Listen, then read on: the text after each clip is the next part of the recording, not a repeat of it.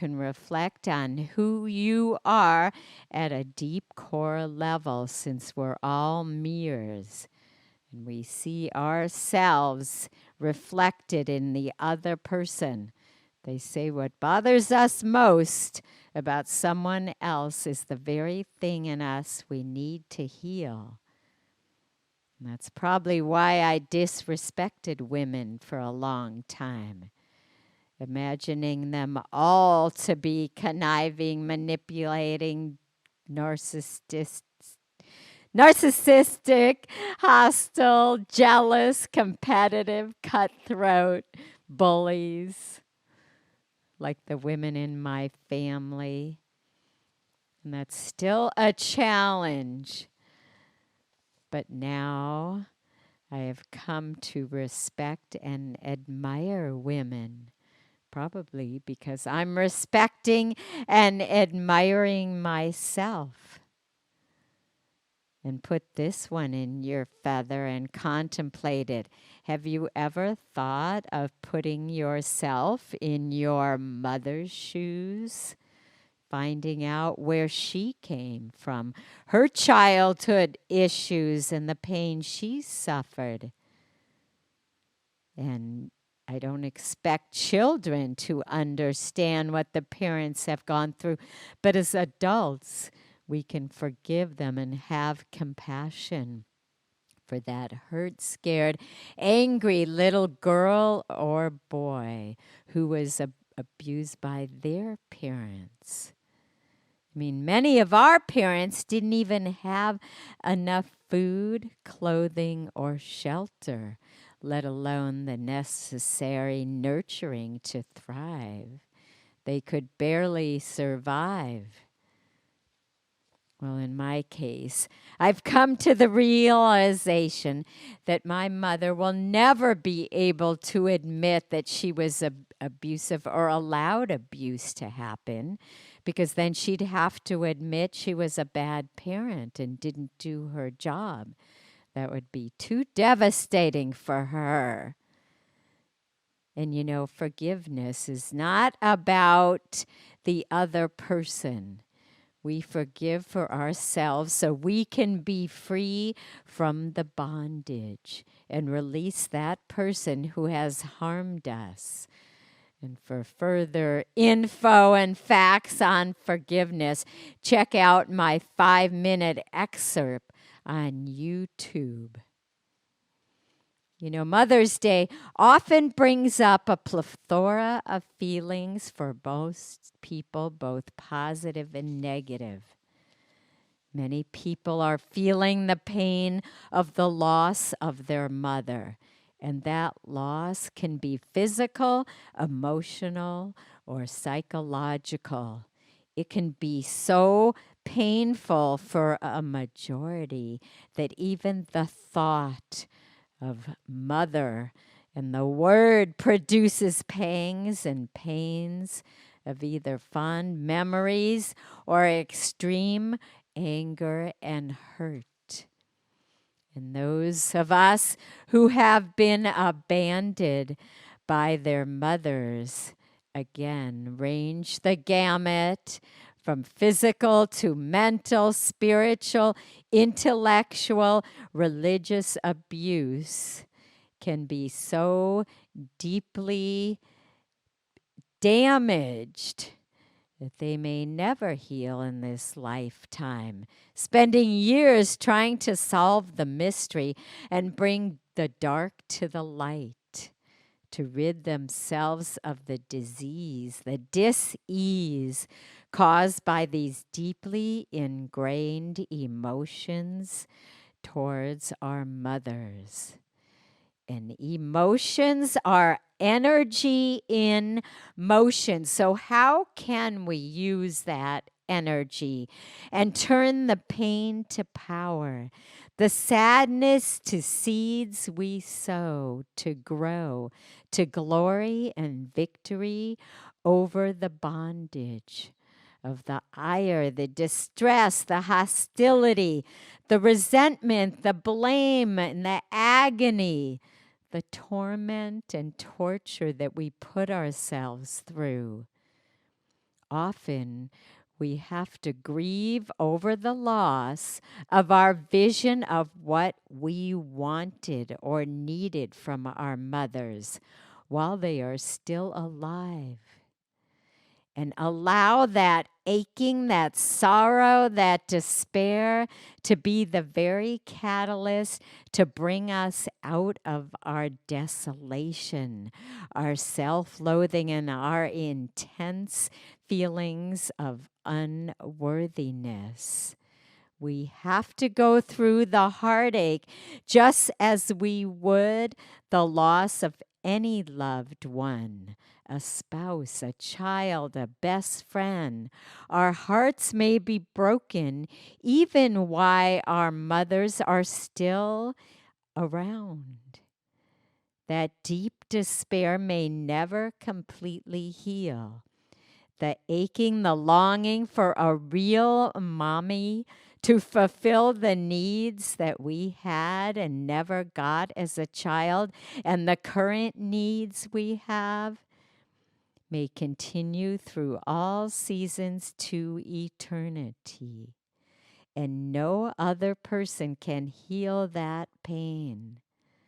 So, how do we find power in the pain? We can utilize our creativity, our divine essence, our mustard seed of hope.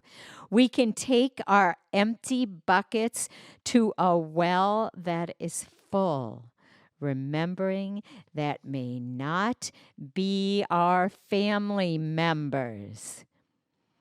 And many of us keep going back to our unavailable mothers again and again, getting hit in the gut one more time.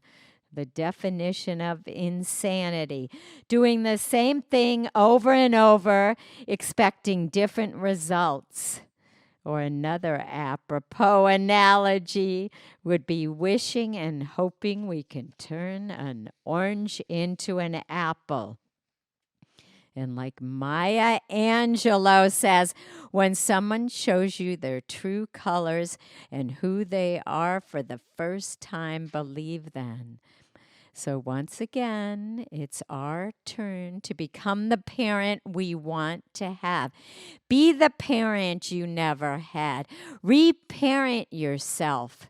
Be that unconditionally loving, supportive, kind, gentle parent that you can thrive on. You might not have gotten that as a child when you didn't have a choice, but today you have a choice. Not only to give yourself the affection and nurturing you crave, but to forgive your mother. And that doesn't mean condoning or approving her behavior. But you forgive so you can be free to grow into the best individual you possibly can. What's that first step in giving yourself the self-care you require? That's a choice that you can make today. It's a gift you can give yourself on Mother's Day. You don't have to just follow the Mother's Day ritual out of obligation or guilt. You can acknowledge the feminine within you, whether you're a man or a woman. And I have a special way to celebrate Mother's Day, because I feel so lucky and privileged to be a parent. So I celebrate by thanking my daughter for picking me to be her mom. And she is my miracle, my happy thought, and has given me the greatest opportunity and career I could ever imagine. She's my raison d'etre, my purpose. And so I celebrate her. And I'm so honored to be able to learn valuable lessons from my daughter beyond what I could ever receive in any educational institution. To name a few, my daughter teaches me patience, gentleness, acceptance, generosity, honesty, integrity, reliability, consistency, kindness, patience, gentleness, and acceptance. Oh, did I already say those? Anyway, I was curious to find an alternate Mother's Day interpretation. So I came up with the idea that no matter whether male or female, we can celebrate the holiday by getting in touch with our feminine side and bringing those qualities to the forefront. Many women and men tend to ignore their feminine side because they think it will make them weak and that they have to toughen up and be macho. And I researched the characteristics of feminine and masculine qualities. To name a few, and on the masculine side, which is the left brain, we have doing, striving, analytical, concrete, aggressive, forward going, giving, organizing, and thinking. And on the feminine side, which is the right brain, we have being, surrender, allowing, intuitive, abstract, assertive, patient, receiving, contemplating, and feeling. So it's important that we integrate both sides. You cannot be whole until you get in touch with your feminine and your masculine side. It's the yin yang of it all. So this is a great day to recognize and embrace your feminine side. And that goes for all men and women. One way you can do that is by asking for help. Many would rather do anything but ask for help because they think it means you're weak. But guess what? Wake up and smell the hummus. When you ask for help, it is a strength. And you are giving the other person a gift. You are honoring someone else. You are allowing them to be kind to you, and that's what people want to do. It's like the sixth language of love. You're letting them into me see. And guess what? If you don't ask for help, you're being selfish and you're depriving loved ones close to you for the opportunity to feel good. So allow others even to do things like opening the door. That's right. Allowing someone to help you carry bags. Men love that, women out there. They want to feel gallant and groovy. And here's the other thing you can do to get in touch with your feminine side. Guess what? It's okay to dress sexy. That's for all you men and women.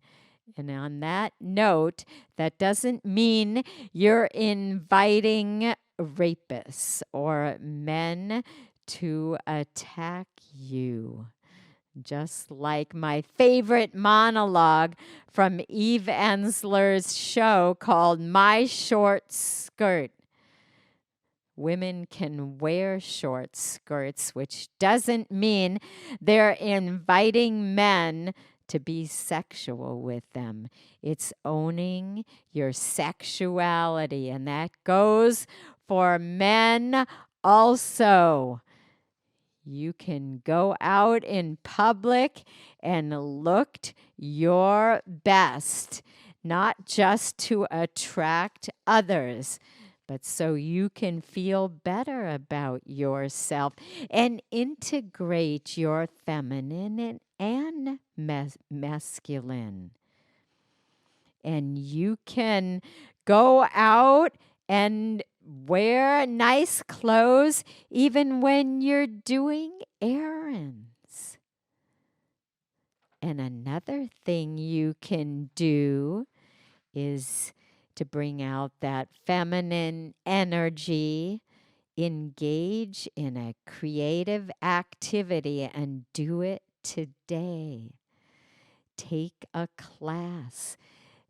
Start to learn to dance, to be an artist, to play an instrument. Feminine or yin energy is creative. It's intuitive. So find an activity that fosters that quality. And here's another way to bring out your feminine side. Feel confident and accept compliments. And that's an important one because many of us will give a compliment back. We don't know how to just say thank you, period, without a but. When next time someone gives you a compliment, you can say thank you. You don't have to say, oh, but it's an old dress.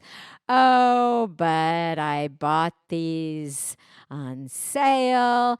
Oh, but I wish I wore something nicer. Just simply say thank you, period. You will see your esteem grow and you will feel 10 feet tall. And on that note, giving compliments is another way to develop that female energy. And you will feel better when you compliment someone else, when you're not stingy with uplifting another. And you will be amazed on how much joy and light you can bring to another person. I always look for an open door to give someone a compliment. And I like using the magic wand of compliments. And you too can use your magic to bring sunshine to someone else's day. Start today and use it as an intention to praise someone else. You will turn your attitude from negative to positive, alter your brain chemistry. It's better than winning the lottery by relaying a simple compliment. So on your next mindful walk, look not only for people to smile at, but to gift them with a compliment on their appearance, their demeanor, their energy, their spirit, their smile. And I used to think that if I gave another woman a compliment and said she was beautiful, she would think I wanted to have sex with her. And that goes vice versa for men. Have you ever noticed that if you hug someone for more than 10 seconds, they think it's sexual? So it's time to unleash that feminine in you. And hello there. Welcome to Sleepless in Studio City. I'm Dr. Debs, and who am I speaking with? This is Karen. Hi, Karen. Welcome to the show. And where are you calling from? I live in Sherman Oaks.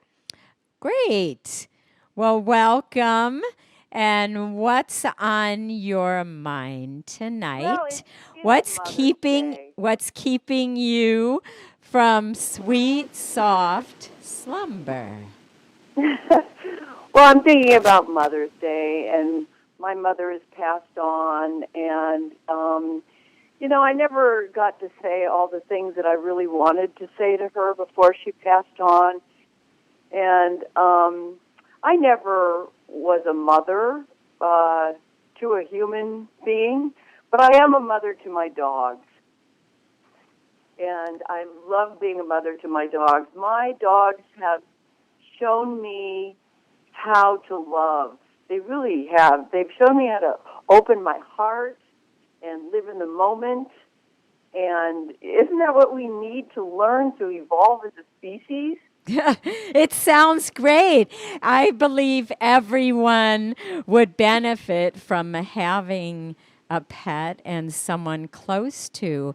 And that's great that you have brought out that, mothering instinct with your dogs. And I was Oh, yeah. wondering also, Karen, though, you mentioned that there's things that you never got to say to your mother.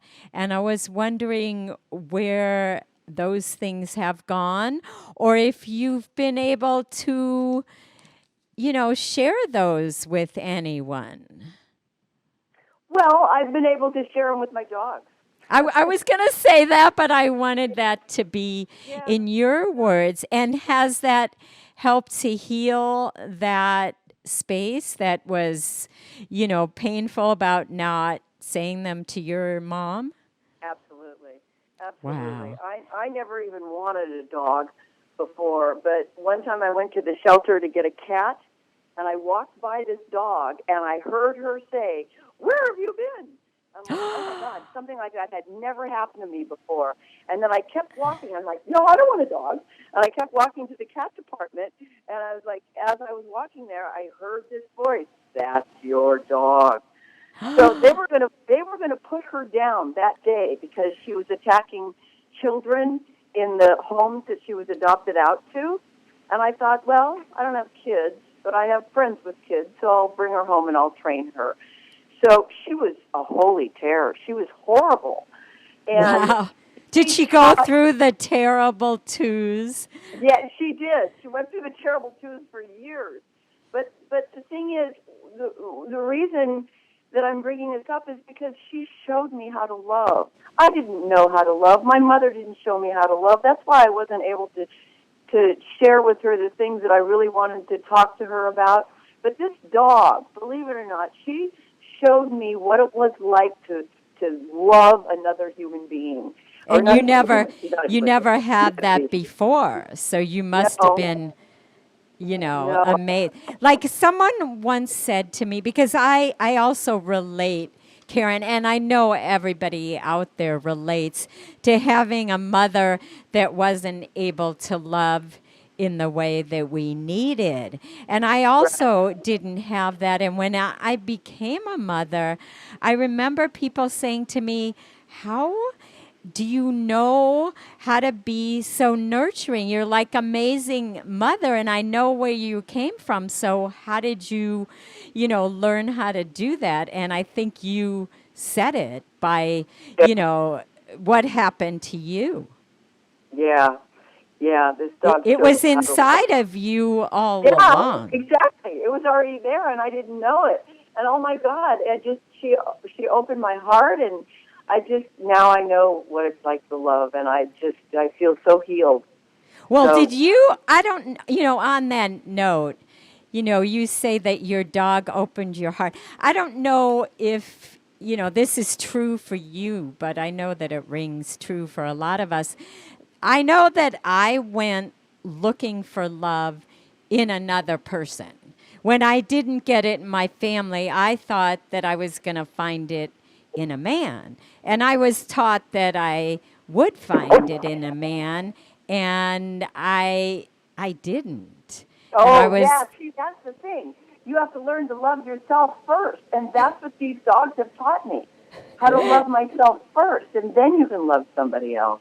And has that helped you to be able to love other people as well? Yeah, because now I know what love is. You Wow. know, Yeah. I